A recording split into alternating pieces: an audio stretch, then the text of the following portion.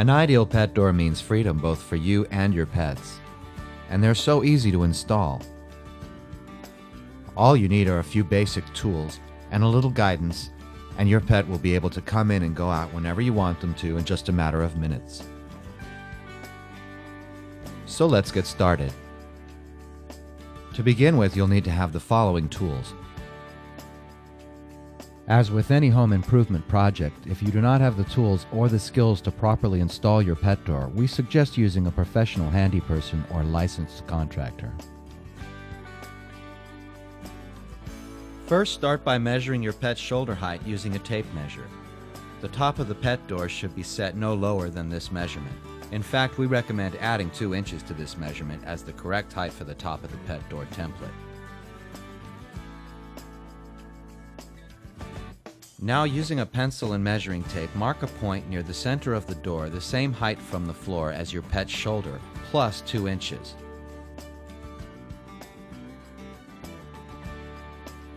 The pet door must be at least 4 inches from the bottom of the door.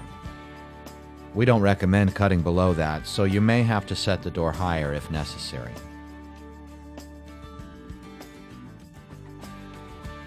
Now use the tape measure to mark the center point of the door, at the same level as the first mark.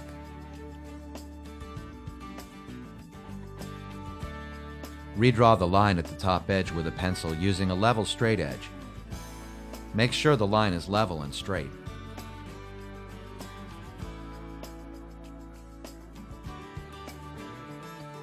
Now find the paper template. Find the top center point and mark it with the pencil.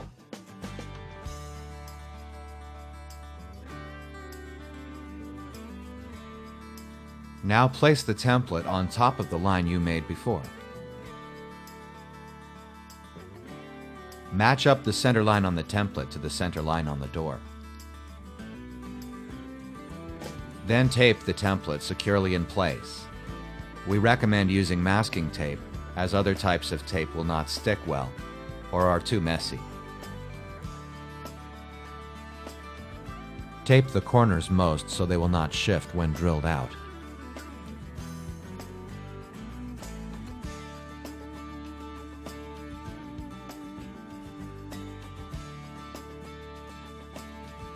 Now begin marking the outside corner holes.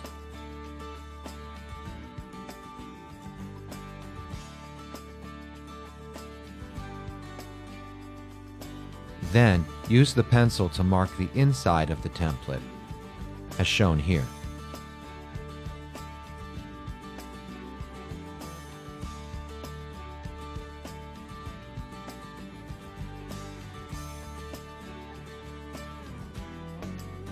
When finished, remove the tape and the template.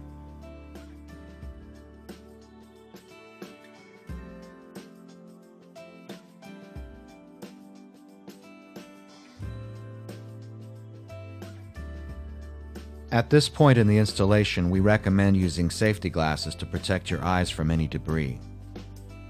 You will now need to drill both the outside holes and the starter holes for the inside cutout.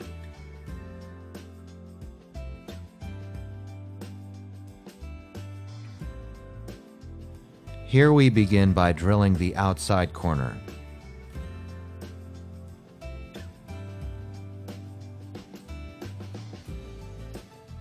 And then drilling the starter hole on this corner.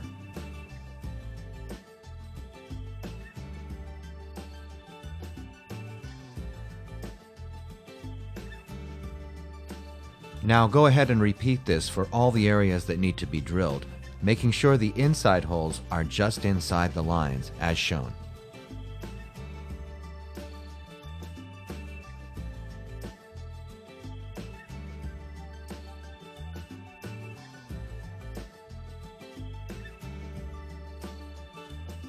Now take the jigsaw and place it into one of the inside starter holes. Do not place the saw into the outside holes. Begin sawing along the line toward the opposite starter hole. At no time should you allow your hands to come into contact with a moving cutting tool, so keep clear of the blade while it is moving.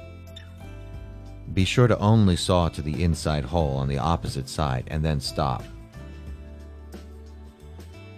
And then repeat this for each of the 4 sides. Remove the material that has been cut out and discard.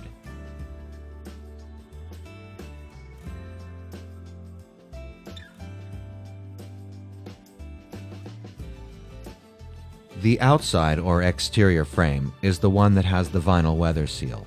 Use this frame for the outside of the house. The inside or interior frame has the 4 corner screw holes. Use this frame on the inside. First, place the interior frame into the opening.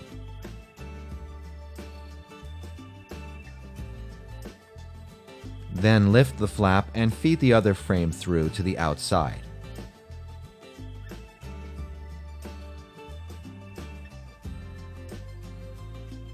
Holding on to both frames, mate them together so they fit flush to the inside and outside of the door panel. Once the frames are together, hand fit the screws in all 4 corners.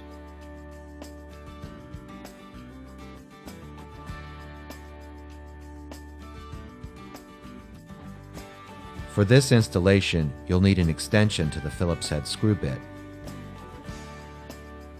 Screw all 4 corners into the opposite frame. As long as the door is flush and secure, there is no need to over-tighten the screws.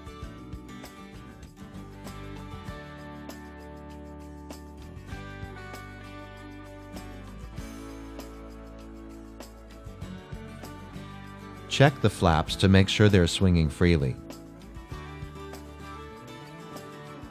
And then test to see that the lockout slide fits correctly. This slide should be in place whenever you want to prevent the use of the door by children, or to keep pets out or in.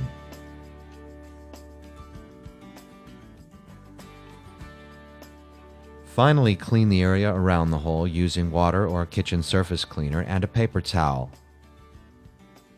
And the door is ready to use.